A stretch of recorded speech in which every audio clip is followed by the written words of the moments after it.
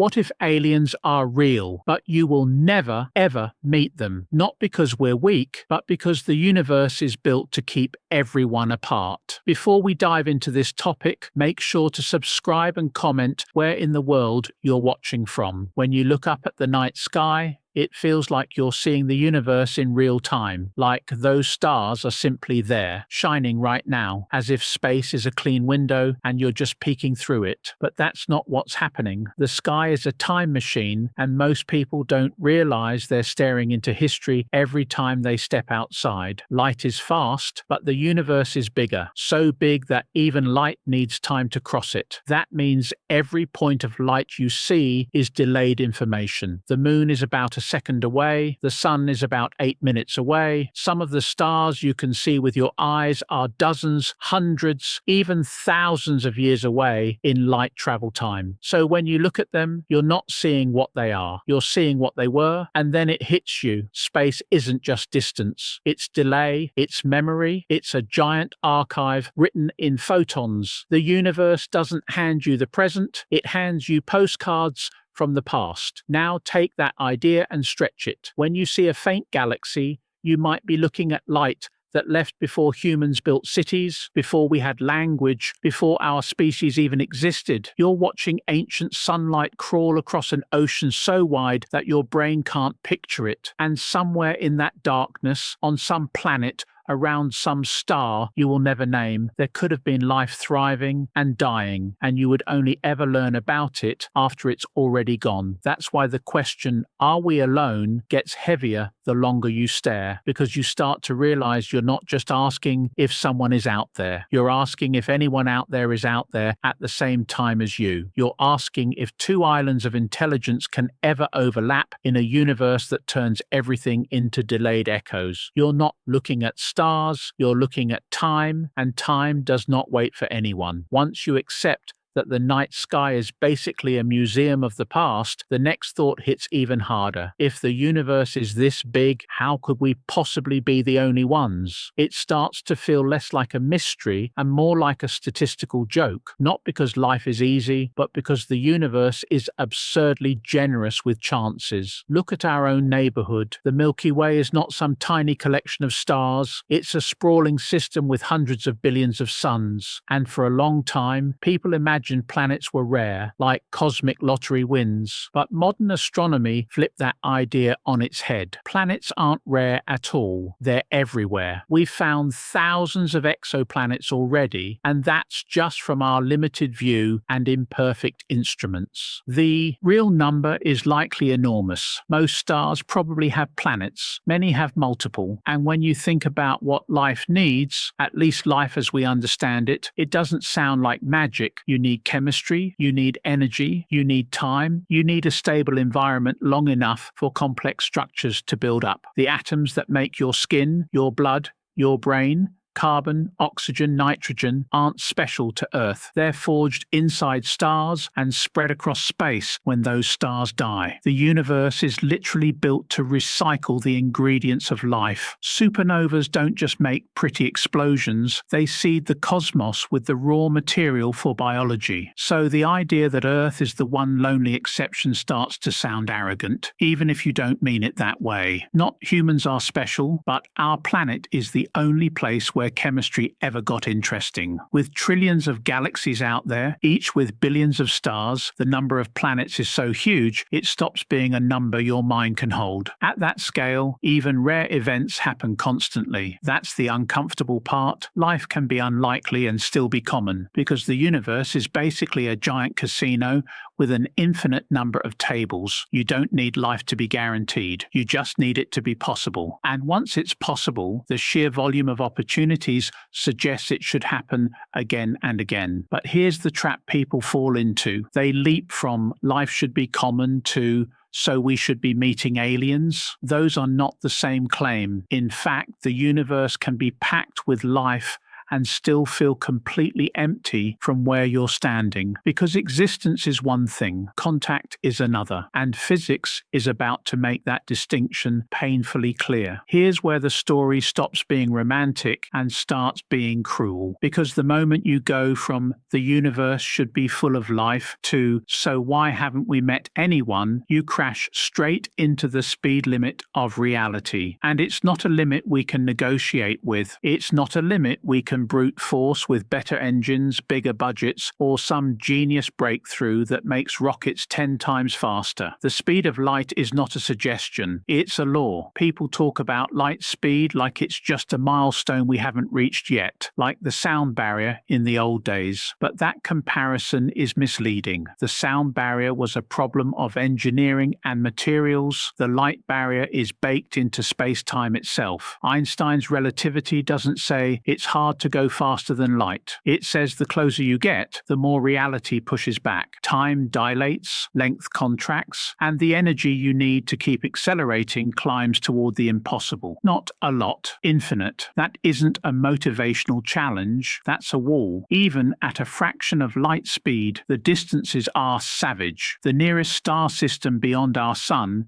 is over. 4 light years away. 4 years for light. For you, it's much worse. If you're traveling at the speed of our fastest probes, you're talking tens of thousands of years. That's not a mission. That's a geological event. That's longer than recorded human history. You can't plan it. You can't supply it. You can't realistically survive it as a biological creature without turning the entire ship into a moving world. And here's the part people don't like hearing. Just build a faster ship isn't an answer, because speed doesn't scale like that. Every extra bit of speed costs disproportionately more energy, and energy has mass, and mass makes your ship heavier, and heavier ships take more energy. It becomes a vicious loop. Reality charges you interest for every kilometer per second you try to steal from it. So when people say an advanced civilization would figure it out, they're assuming technology eventually becomes magic. That's not how physics works. A smarter civilization learns the rules more deeply. It doesn't get to delete them. The universe isn't impressed by intelligence. It doesn't care how old your civilization is or how clever your math becomes. The cosmic speed limit still holds. And that's the first real reason the alien dream starts to fall apart. Not because aliens aren't out there, but because even if they are, the universe does not make it easy for anyone to cross the gap. It makes sure the gap stays a gap. People hear 4 light years to the nearest star, and their brain treats it like a normal number, 4. That sounds doable. 4 is the kind of number you can hold in your hand, but light years is the part that quietly changes everything, because a light year isn't a distance you drive or fly, it's the distance light travels in an entire year, moving at the fastest speed the universe allows. So when you say nearby stars, you're already admitting the timescale is brutal, and that's the real enemy here. Not distance by itself, time. Time is what turns space into a prison. Even if you had a ship that could go insanely fast by human standards, you're still dealing with years just to reach the closest star. Years inside a metal shell, carrying everything you need, with no rescue,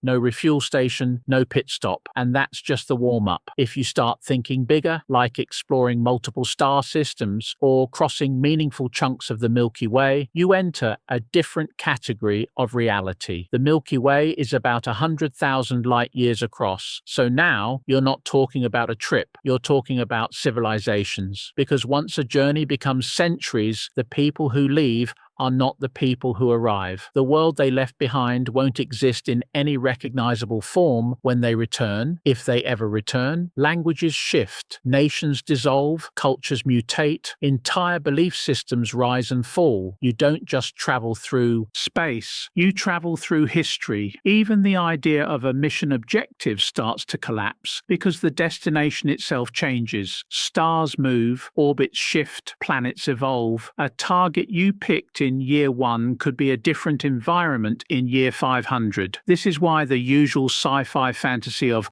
"we'll just go meet them" breaks apart when you apply real numbers. Meeting implies coordination. Coordination implies shared timing, but time is exactly what you lose the moment you try to spread out into the galaxy. The farther you go, the more you drift away from the present of everything else. And even if you try to solve it with cryosleep or generation ships, you're not escaping the core issue, you're admitting it. You're accepting that interstellar travel is not an adventure. It's a commitment across lifetimes. And there's an even colder truth. The galaxy doesn't care that we call something nearby. In cosmic terms, our entire civilization has existed for a fraction of a blink. 1,000 years is nothing to the universe, but it's everything to humans. That mismatch is the trap. The universe runs on scales where soon means millions of years and close means tens of light years. So when people ask, why haven't aliens visited? They're assuming the galaxy is like a neighborhood. It's not. It's a desert measured in time. And in a desert like that, distance isn't what kills the dream. Time does. Here's the part that makes the whole alien question feel less like science fiction and more like tragic math. Even if the universe is full of life, even if intelligence evolves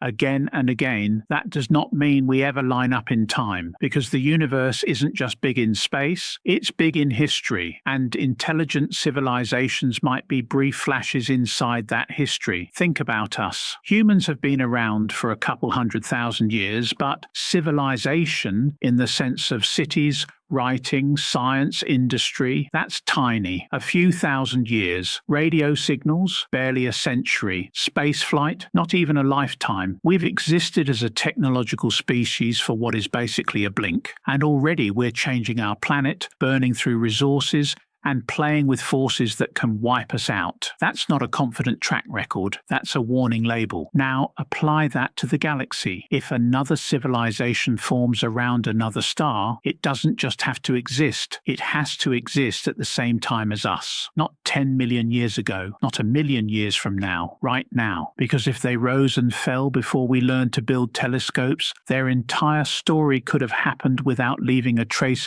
we can recognize today. Their cities could be dust. Their signals could have faded into background noise. Their world could be silent again. This is what people miss when they say the universe is 14 billion years old, so there's been plenty of time. Exactly. Plenty of time for civilizations to appear and disappear. Time doesn't help contact. Time destroys overlap. And overlap is everything. For two civilizations to ever meet, they need more than intelligence. They need timing, stability, and continuity. They need to survive long enough to notice each other, decide to reach out, and then wait out the insane delays that space imposes. That means centuries, thousands of years, maybe longer. A civilization that collapses after a few hundred years might still be brilliant, still be advanced, still build wonders, but it will never be a lasting presence in the galaxy. So the universe could be crowded and still feel empty, because crowds don't matter if everyone shows up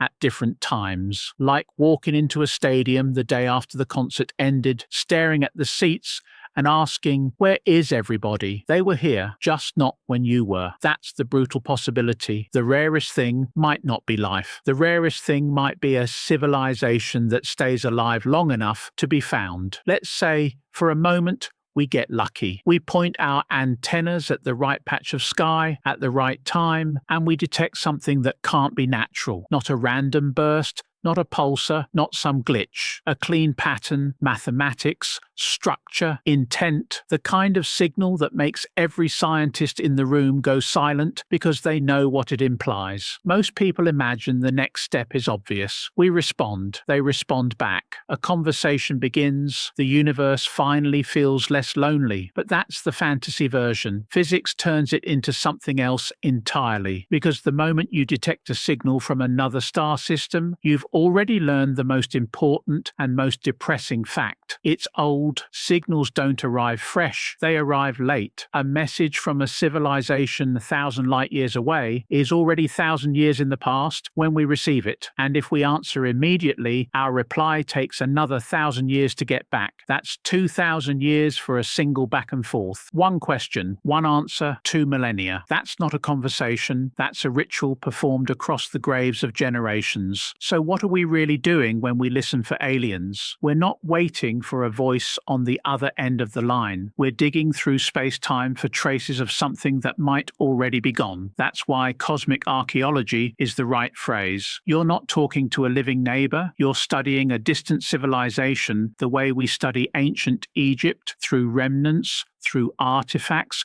through messages that survived longer than their creators did. And it gets worse. Signals weaken, they spread out, they dilute. A radio transmission doesn't travel like a laser beam unless it's deliberately focused. It expands, it fades into the noise. The universe is loud, stars flare, galaxies hum in radio waves, particles slam into magnetic fields, and cosmic background radiation fills the space between everything. At extreme distances, even a powerful broadcast can become indistinguishable from that noise. So by the time a message reaches us, it might not just be old, it might be damaged, partial, fragmented, like trying to reconstruct a book after it's been left in the ocean for centuries. This is the hidden cruelty of interstellar communication. Even success doesn't feel like success. You might prove intelligence existed, but you can't guarantee it still exists. You might receive a hello,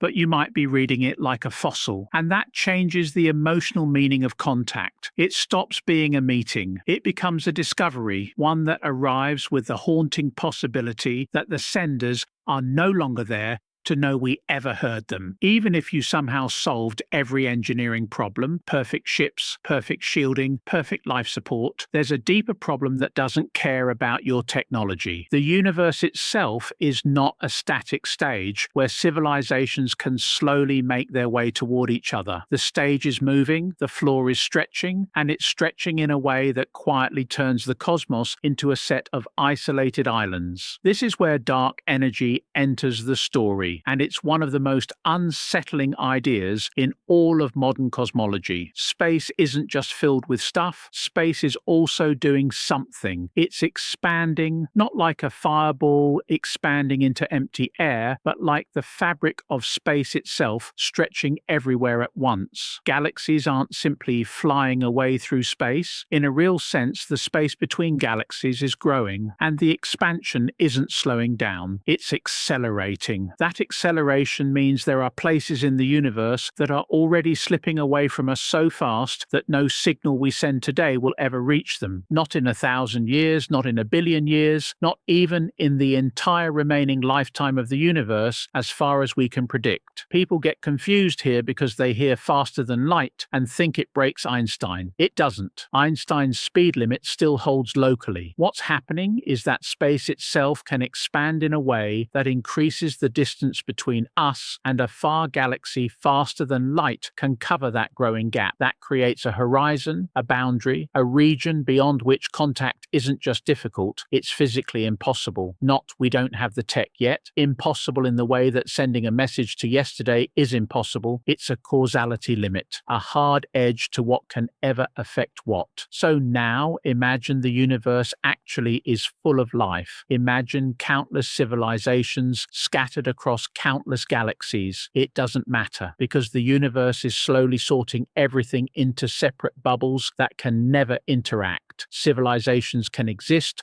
thrive, build wonders, and broadcast messages. But if they're on the wrong side of that horizon, it's like they're behind a wall made of geometry. They don't need to hide. They don't need to go extinct. The universe simply removes them from your reachable reality. And over cosmic time, this gets worse. The horizon doesn't politely sit still. More and more of the universe becomes unreachable. It's like watching lights on a distant shore fade one by one, not because they're turning off, but because the ocean between you is widening forever. That's the brutal implication. The universe doesn't just make meetings unlikely, it actively erases the possibility of meetings as time goes on. Even if someone is out there, space itself may be pulling them out of our future permanently. People love to imagine interstellar travel as a clean problem. Build a ship, pick a star, go. Like space is just a big empty highway waiting for us to get better engines. But space is not a highway. Space is an active hazard. It doesn't merely sit there. It attacks you.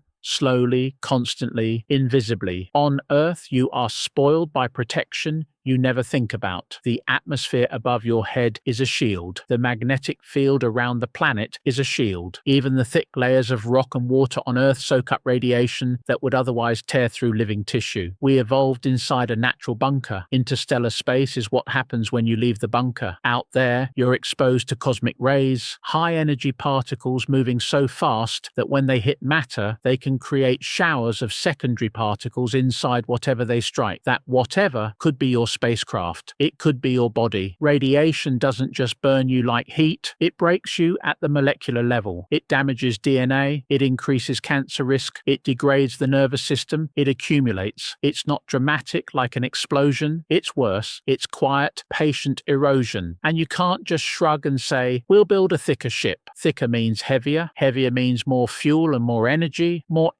means more mass and complexity. Again, physics doesn't let you upgrade freely. Every solution has a cost. Shielding isn't just add a layer, it becomes a major design problem that can balloon into absurdity when you scale it for decades or centuries of travel. Then there's microgravity. Our bodies are not designed for it long term. Bones lose density, muscles weaken, the cardiovascular system changes, vision can be affected. We can mitigate some of that with exercise and rotating habitats to simulate gravity. But now you're talking about building a moving space station that can operate reliably for generations. Not weeks, not months, generations. And that's before you even deal with the psychological side. Isolation, confinement, the fact that you're trapped in a small environment with the same people for years, with no escape, no new resources, no let's just stop somewhere, a single disease outbreak, a system failure, a breakdown. In social stability, any of these can end the entire mission. Space isn't forgiving. There's no margin. So when people casually say, why don't we just send a crew to another star, they're thinking in movie time. In real time, biology becomes the bottleneck, not because humans aren't brave, but because humans are fragile machines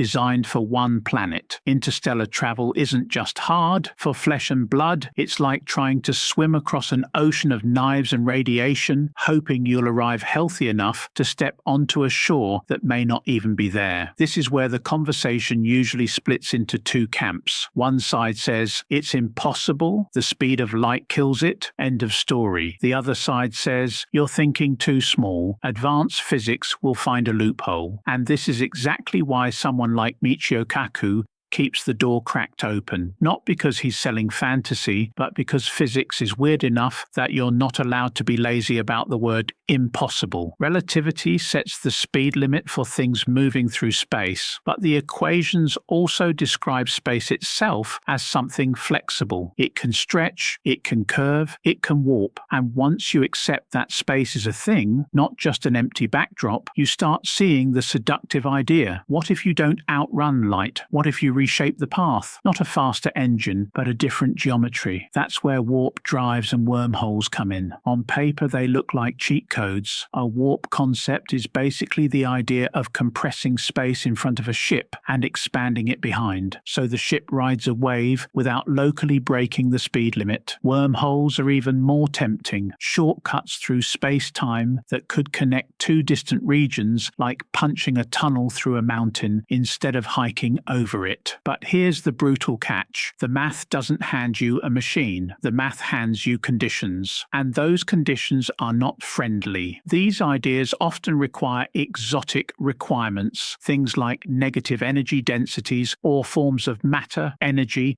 we have never seen in usable controlled amounts. You can write equations all day, but if reality doesn't provide the ingredients, the recipe stays theoretical. And even if exotic conditions exist, Somewhere in nature, you still have to stabilize them, control them, and prevent them from collapsing or frying everything nearby. That's not engineering on the level of build a bigger rocket. That's engineering on the level of rewrite what space-time is allowed to do without destroying causality. And causality is not negotiable. Physics guards it like a locked vault. So Kaku's maybe isn't a promise. It's a scientific posture. Don't confuse "we can't do it" with "the universe forbids it." But don't confuse exciting equations with reality either. The honest stance is this: the loopholes might exist, but we have zero proof we can access them, and even less proof we can survive using them. The door is cracked open, yet the hallway behind it might be empty. At the end of all this, the scariest part isn't the distance, it isn't the radiation, it isn't even the fact that light speed refuses to bend for our hopes. The scariest part is what it implies about the silence itself, because if you follow the logic all the way down, you end up with a conclusion that feels cold but also strangely clean. The universe can be crowded and still be silent because physics doesn't reward connection. It rewards consistency. We keep treating the cosmos like it's a neighborhood where someone eventually knocks on your door. But it's not a neighborhood. It's a set of isolated pockets, bubbles of space and time where life can arise, think, build and wonder, and still never touch anyone else. Not because everyone is hiding, not because everyone is dead, but because the architecture of reality makes interaction brutally expensive and often causally unreachable. That reframes the famous question, "Where is everybody?" into something more honest. Everybody might be out there, but everybody is trapped in their own light cone. Everyone is stuck inside their own reachable universe. Their signals fade, their distances stretch, their time windows rarely overlap. Civilizations might exist like sparks in a storm, bright, brief, meaningful to themselves,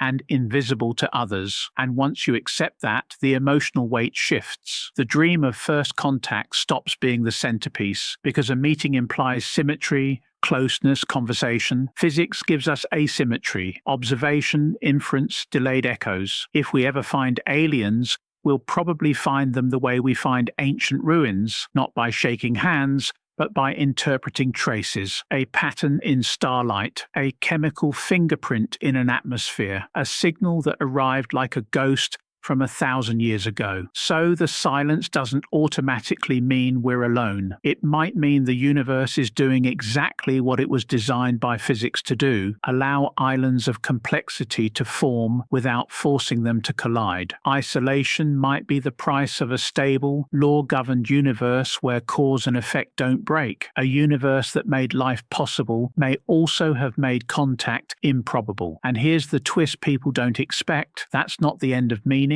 It's the beginning of responsibility. If the universe doesn't guarantee companionship, then our mission changes. We stop waiting for someone to confirm we matter. We stop hoping aliens will arrive with answers. We become the ones who have to build the answers through science, through exploration, through preservation of knowledge. Because in a quiet universe, understanding becomes the deepest form of contact we'll ever get. Every law of physics we uncover is universal. Every truth we learn about matter, time, and space applies everywhere, including to minds we may never meet. That's the real meaning of the silence. The universe might not be a meeting place, but it is readable, and being able to read it, even briefly, might be the rarest miracle of all. If you've made it this far, here's the real takeaway. The universe doesn't owe us a meeting. It only gives us a window, and it won't stay open forever. So whether aliens are out there or not, the mission is the same. Learn as much as we can while we still can. If this changed how you look at the night sky, hit subscribe, because I'm dropping more videos like this, real science, no fantasy. And comment below, do you think aliens are out there? And if they are, do you think we'll ever hear from them?